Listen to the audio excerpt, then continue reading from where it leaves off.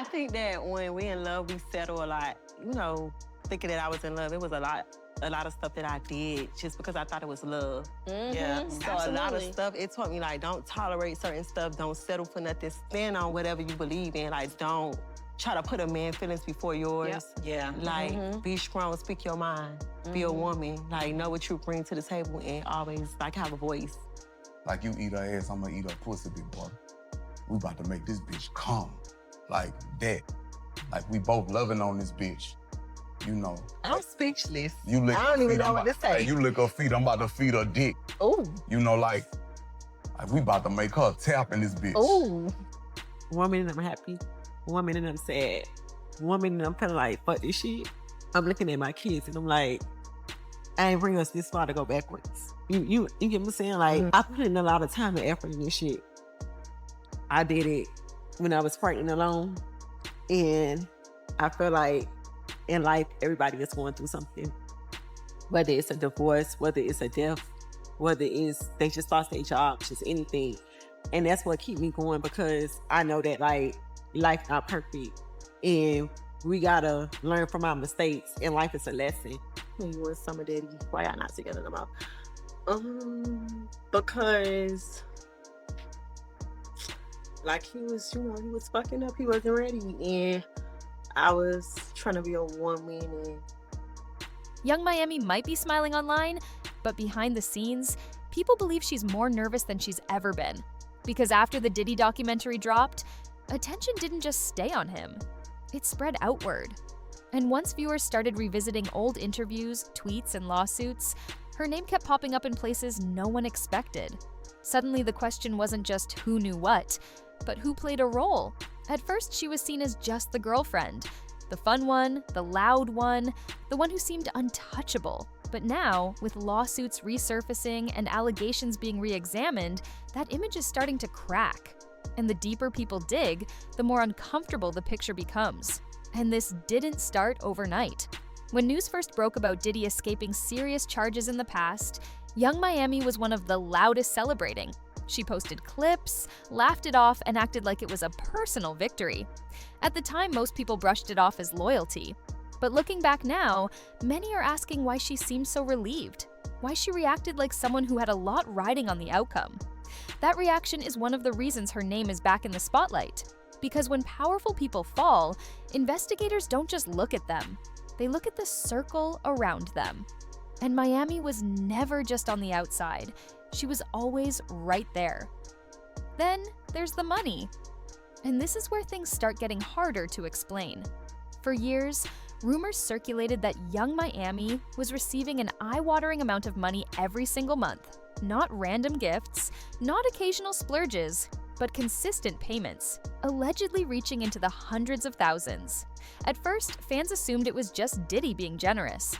He's rich. He spoils people. End of story. But people started asking a different question. Why would a casual relationship come with a fixed monthly amount?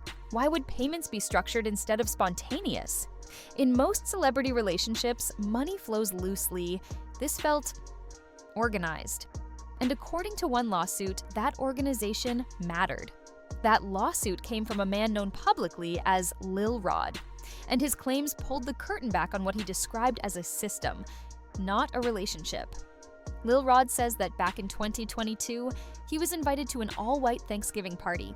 He believed he was there to talk business, music, opportunities, the usual industry stuff.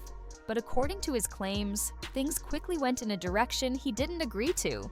He alleges that something was put into his drink that made him feel disoriented. Later, while he was in a restroom trying to recover, someone allegedly entered the space without his consent. He claims it was Yung Miami's cousin. What followed, according to the lawsuit, crossed serious boundaries. Lil Rod says he tried to get away. He says he left the restroom only to be followed again, and he claims that this all happened in front of people who had the power to stop it, but didn't. These are allegations, not proven facts. But once they were filed, people started reading further. And what they found raised even more questions, because the lawsuit didn't describe chaos. It described structure.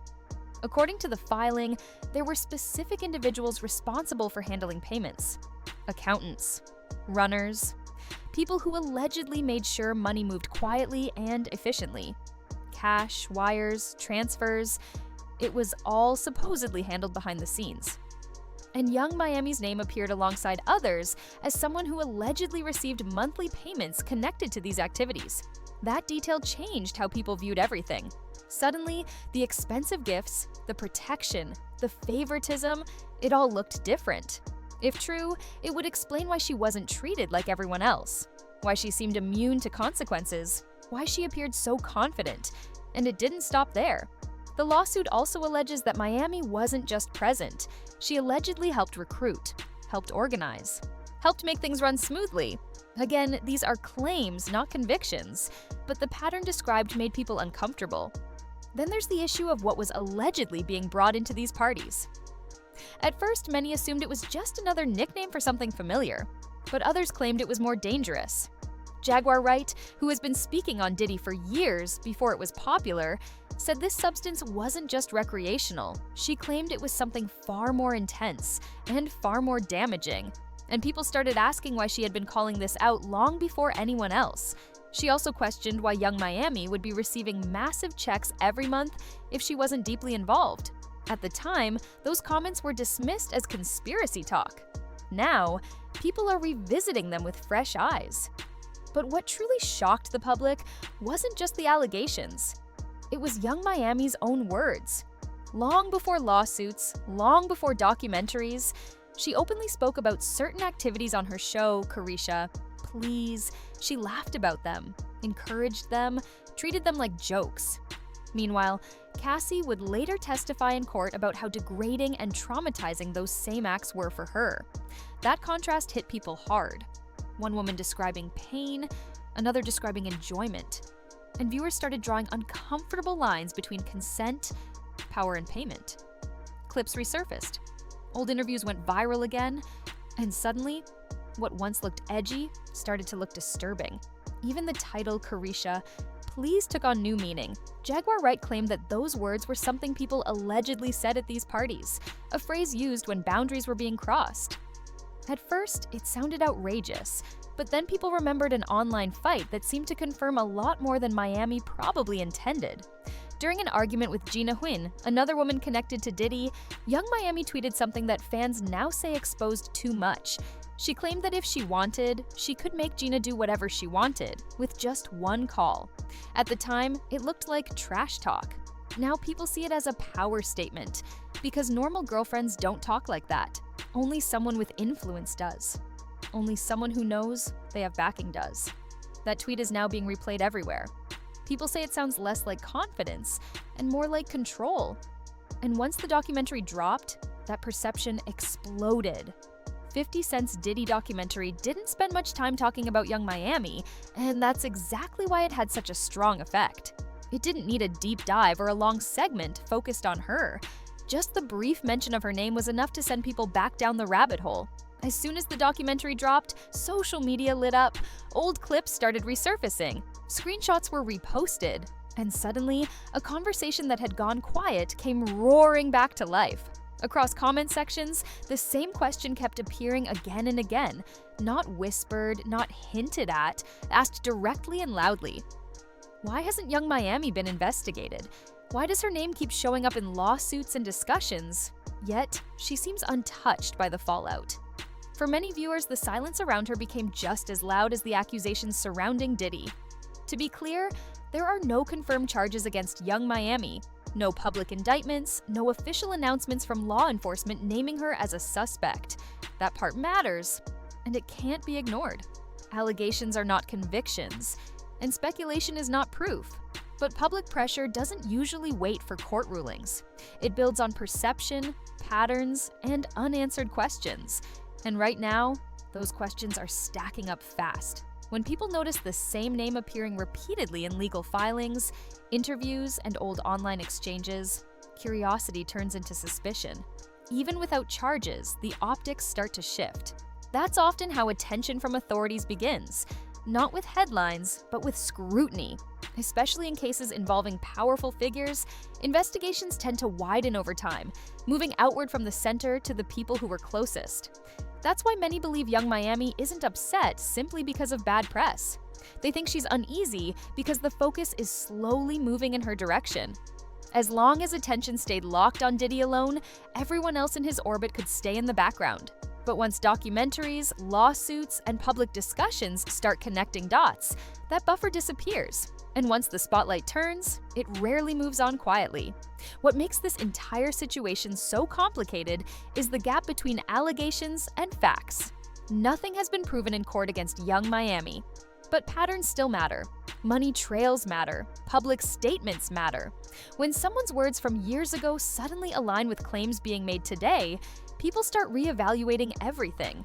Jokes don't sound like jokes anymore. Bragging starts to sound like confession.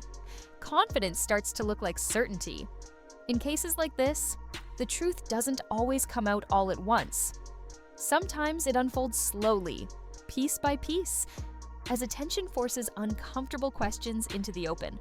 And whether those questions lead to accountability or fade away entirely depends on what comes next. And when you combine lawsuits, public admissions, old tweets, and resurfaced warnings, people start connecting dots, whether fair or not. So the real question isn't whether Young Miami will be charged tomorrow. It's whether the conversation around her will fade or grow louder. Because history shows that when powerful figures fall, the silence around them breaks. And once that happens, everyone who benefited from that power gets examined. Now it's up to you. Do you think Young Miami was just a bystander caught in someone else's mess? Or do you believe there's more to her role than she's admitted? Let me know what you think in the comments. And if you want to see another story that's shaking up the industry right now, click the next video. You won't believe what's coming next.